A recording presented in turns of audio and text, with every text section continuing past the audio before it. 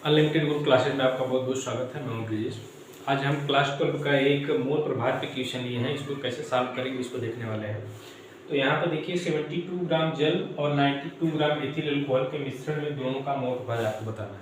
Question है यहाँ पर 72 ग्राम जल है एक मिश्रण में और उसमें जो है कि 92 ग्राम एथिल अल्कोहल है, तो उसमें दोनों का मोल प्रभाव, दोनों का मतलब है जल और जो है कि एथिल अल्कोहल, दोनों का मोल प्रभाव आपको बताना है। तो आप पहले यह जान लीजिए कि कोई भी विलयन बनता है तो वह दो चीज़ों से मिलकर बनता है, विलेय और विलायक से। तो इसमें विलेय का भी मोल प्रभाव आपको बताना है और विलायक का मोल प्रभाव बताना है। विलायक के रूप में काम करता है और एथिल अल्कोहल जो है विलेय के रूप में काम करता है। तो यहाँ पर हमको दोनों का मोल प्रभाव बताना है, तो इसको देखिए कैसे हम आसानी से सॉल्व कर सकते हैं। तो कितने ग्राम एथिल अल्कोहल दिया गया है आपको? 92 ग्राम। एथिल अल्कोहल का फार्मूला होता है C2H5OH। इसका आपका ग्राम में भाग दिया गया है 92 ग्राम, 92। अब आपको क्या करना है कि C2H5OH का अणुभार आपको निकालना है। क्या निकालना है? अणुभार। अणुभार आप इसका निकालेंगे तो यहाँ पे आ जाता है 46, जिससे आपको क्या करना है, इसको डिवाइड करना है। C2H5OH का जो ग्राम में भार दिया गया उसको आप ऊपर रखेंगे और उसका अणुभार से आप उसको डिवाइड करेंगे। जब उसको डिवाइड करेंगे तो यहाँ पे आने वाला है आपका 2। कितना आ जाएगा? 2। यह ग्राम अणुओं की संख्या आ गई, C2H5 के ग्राम अणुओं की संख्या आ गई। इसी प्रकार आप जल का भी निकालेंगे। जल का फार्मूला होता है H2O का भार कितना दिया गया है? 72 ग्राम, 72। और जल का अणुभार होता है 18 से जब इसको डिवाइड करेंगे ये 4 बार में कैंसिल हो जाएगा। तो हमने दोनों का ग्राम अणुओं की संख्या फाइंड कर लिया।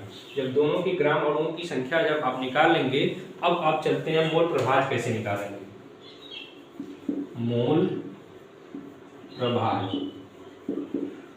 प्रभाव इसमें आपको यह देखना है कि जल का निकाल रहे हैं या एथिल अल्कोहल का। तो पहले हम जल का मोल प्रभाव निकालते हैं, H2O का। तो आपको क्या करना है कि जल के ग्राम अणुओं की संख्या को ऊपर लिखना है, जल के ग्राम अणुओं की संख्या को ऊपर लिखना है, फिर इन दोनों के ग्राम अणुओं की संख्या को ऐड करके नीचे डिवाइड कर देना है।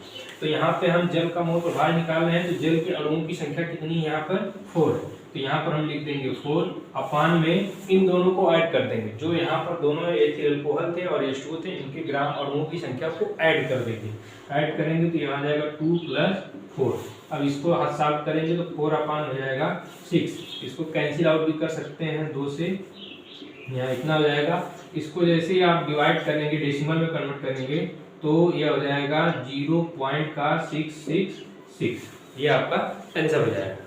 किसका मोल प्रभाव आया है? जल का। इसी प्रकार हम निकालेंगे एथिल अल्कोहल का मोल प्रभाव। एथिल अल्कोहल का मोल प्रभाव निकालने के लिए हम यहाँ पे C2H5OH लिखेंगे। हमने कहा कि जिसका मोल प्रभाव निकालना होगा उसके ग्राम अणुओं की संख्या को ऊपर लिखेंगे अंश में।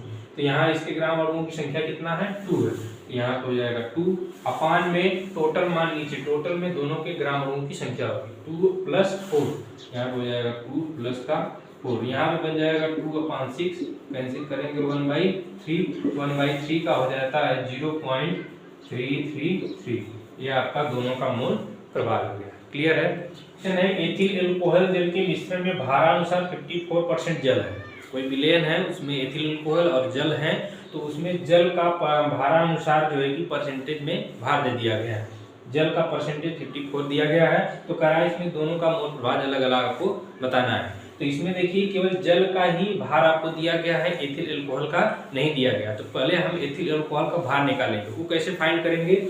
आपको जल परसेंटेज में दिया गया, तो आप जानते हैं कि परसेंटेज का मतलब 100 होता है। 100 में से इसको माइनस कर देंगे तो हमारा एथिल अल्कोहल का भार आ जाएगा। क्लियर है? तो इसको सॉल्व करने के लिए यहाँ पे देखिए इस तरह भी इसको लिख सकते हैं,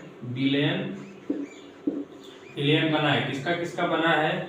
C2H5OH का बना है और किसका बना है? H2O का। एथिल अल्कोहल हो गया, जल का मिश्रण बना है। तो इसमें जल कितना दिया? 54%।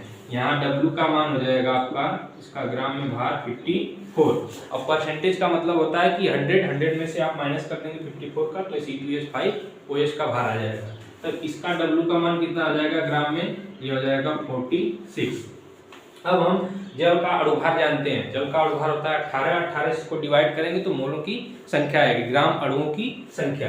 तो यहाँ पे हो जाएगा ग्राम अणुओं की संख्या H2O का निकाल रहे हैं हम। H2O के ग्राम अणुओं की संख्या 54 और किससे डिवाइड करना है हमेशा, अणुभार से।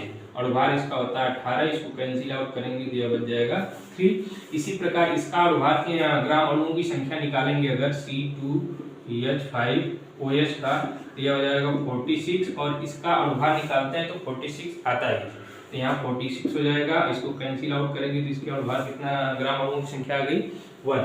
अब आपको मोल प्रभाव बताना है, दोनों का मोल प्रभाव लिखा है तो एल्थिल अल्कोहल का भी बताना है और H2O का भी बताना है। तो हम पहले हम C2H5 का मोल प्रभाव निकाल रहे हैं। C2H5OH का मोल प्रभाव हमने बस इतना कहा है, जिसका आप मोल प्रभाव निकालने चल रहे हैं उसके मान को ऊपर लिखेंगे, बाकी दोनों को ऐड करके नीचे लिखेंगे। तो C2H5 का ग्राम अणुओं की संख्या आ गई 1, 1 जाएगा ऊपर और 1 को और 3 को ऐड कर देना है, तो यहाँ पे हो जाएगा आपका 4। इसको कैंसिल आउट करेंगे तो 0.25 आ जाएगा। क्लियर है। इसी प्रकार अब चलते हैं H2O का मोल प्रभाव अगर हम निकालेंगे तो H2O की वैल्यू ऊपर रहेगी। H2O का ग्राम अणुओं की संख्या कितना आई है, 3 आई है, अपान में नीचे कितना हो जाएगा 4, यह आपका बन जाएगा 0.075, ये आपका आंसर हो जाएगा। क्लियर है।